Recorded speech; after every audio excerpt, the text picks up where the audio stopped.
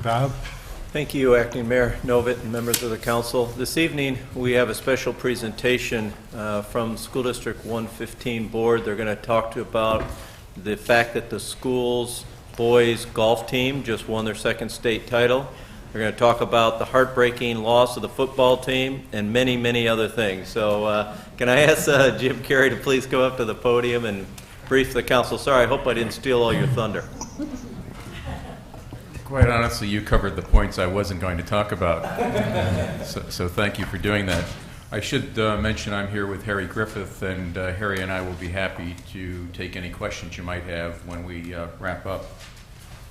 The purpose tonight, and again, thank you for having us come here, is to talk about our ongoing commitment to academic and fiscal excellence. There's a couple of measures of academic performance that we can point to keep this rather brief. One is to look at our trend line in the ACT exam scores, because they're taken by virtually all the juniors every year throughout the state of Illinois. As you can see from this chart, our most recent results were an all-time record for us, an average of 26.8%, well above the previous few years. And again, the trend line is just what you'd like. Makes it a little difficult for next year, but we're enjoying the success as we report on the current results. I should mention that for the state, the average ACT score is somewhere below 21. So 26.8 for the average of all juniors in the junior, or all the juniors, is terrific. A little bit more narrow gauge is that of the advanced placement exams. Over the years that Harry's been the superintendent of the district, there's been a concerted effort to increase the number of students taking the more rigorous AP exams. For 2011, our students took 950 AP exams during the cycle. The average score of 3 or above was achieved by 93%. Again, very good results. For those of you who are either going through it or have been through it, many colleges will give college credit for a grade of 3 or above. So 93% of our students taking 950 exams. That's pretty successful. The financial headwinds that the district has faced are not dissimilar from those faced by the city. The new construction and fall off in impact fees and additions to the tax base have been a real challenge for us. Lower interest earnings on our cash balances have been a problem. We face delayed payments from the state of Illinois. At any point in time, they're generally about a half year behind, and we're always waiting for the last minute as to whether the money will come through. We did get some payments at the stroke of midnight on June 30th, but even then they still left us at the end of the year short about $500,000. One of the key aspects of our financial headwinds has been the 5-year contract we signed 5 years ago with our teachers. Over the course of that contract, the teachers had an average increase of 5.5%.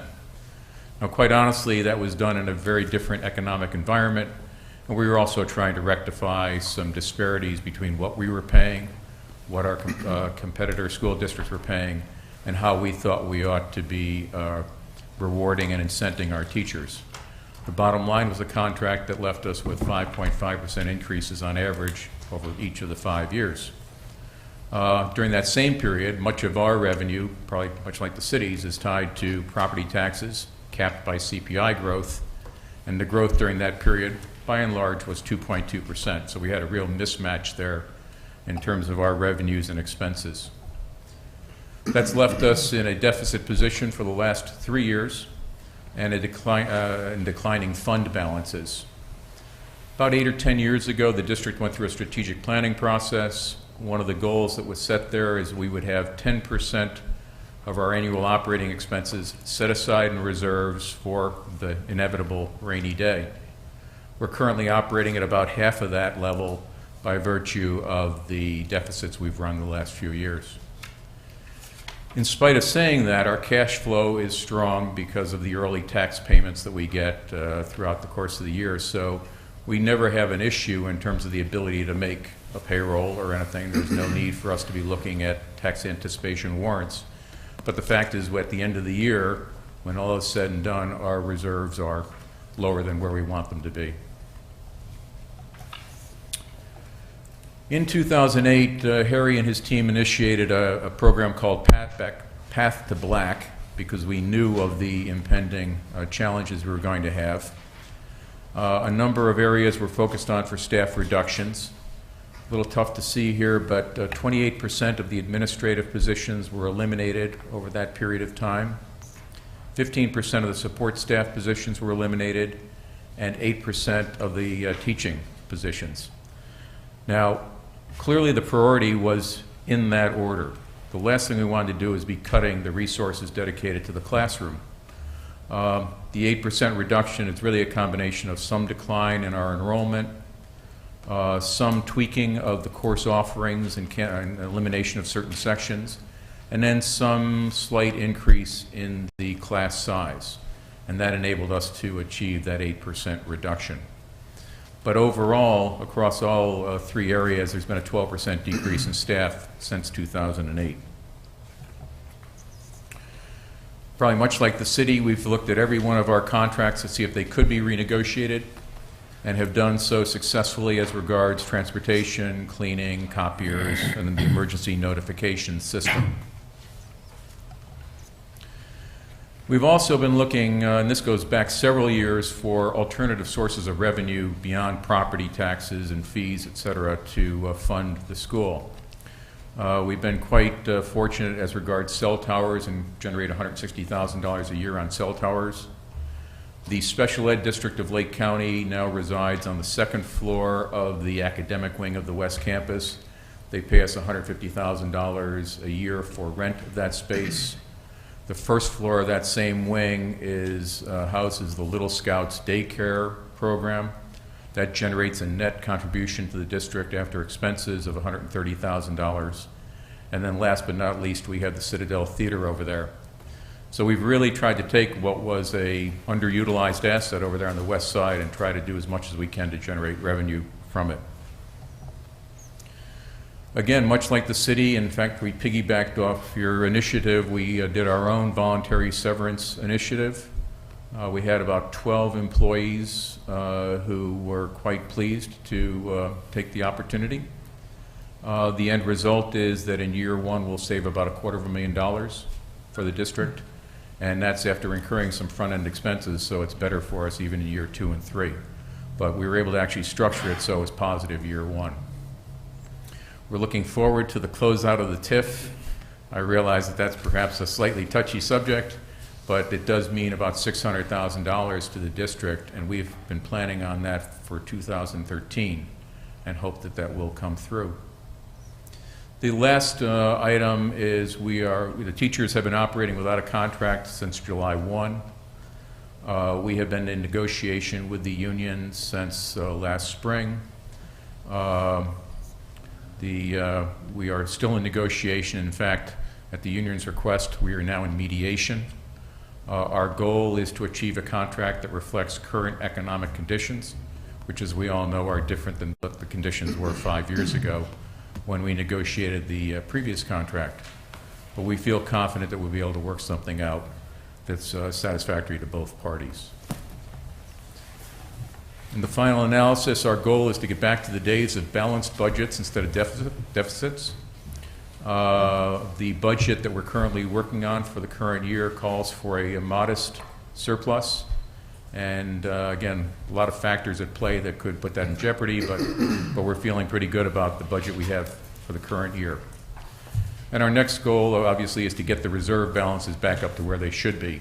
That'll take a couple of years to achieve, but we hope over the next several years to get back to that point where not only do we have annual balanced budgets, but we've also got the reserves back up over 10%. I don't have a slide on this, but I would be remiss if I didn't say we're also well underway in terms of the search for a superintendent to replace Harry when he retires this spring. We have a search firm working on that. There's been a lot of community outreach and conversation over the last almost 12 months, quite honestly. We're hopeful that we will have a first-rate candidate to announce as somewhere in the late winter, early spring of next year. But again, that search is going well. With that, I'd be happy to answer any questions you might have, or as would Harry. I have a question. What's the nature of the payments that you get from the state of Illinois that are being delayed? We get various categorical payments for things like transportation, some other fees like that.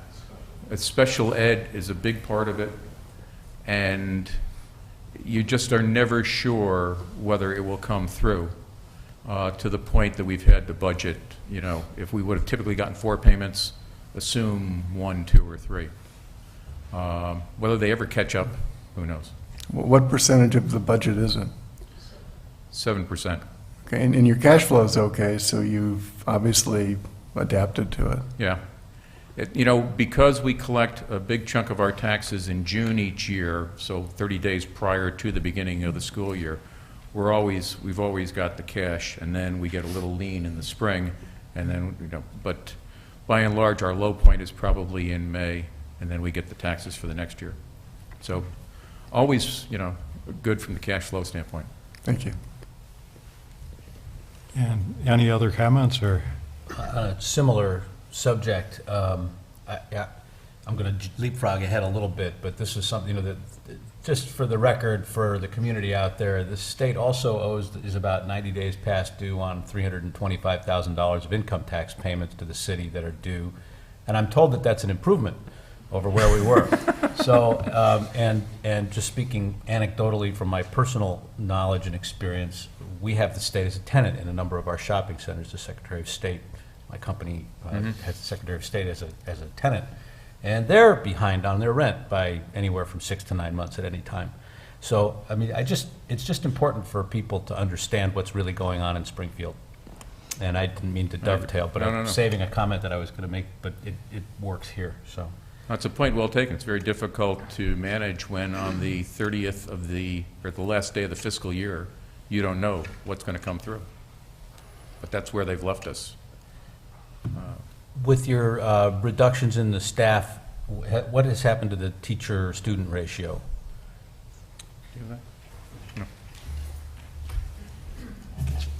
No.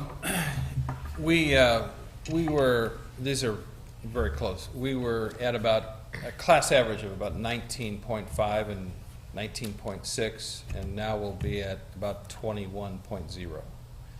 So it's inched up a little bit, and that's mainly because on the fringes we've taken some small classes and we've just eliminated those.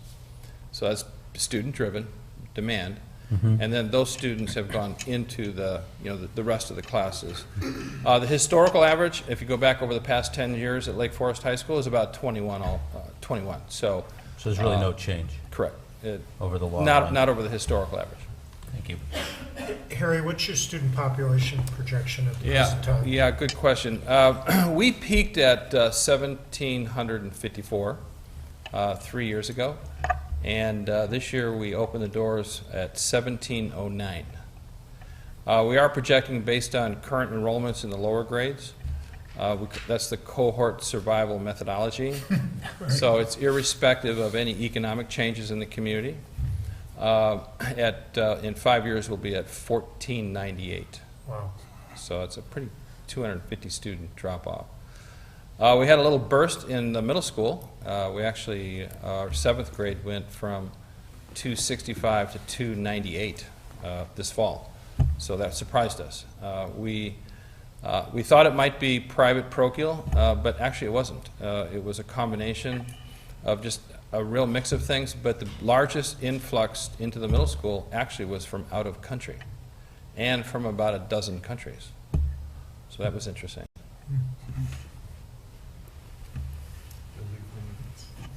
And any other comments, or? And thank you both. Thank you. Thank you. It's, strength of the community is the education that's offered, and in these last 3-4 years to maintain and exceed, I don't know how you do it, but it's appreciated. Thank you for both Harry and my his daughters. team. But thank you very much. Thank you.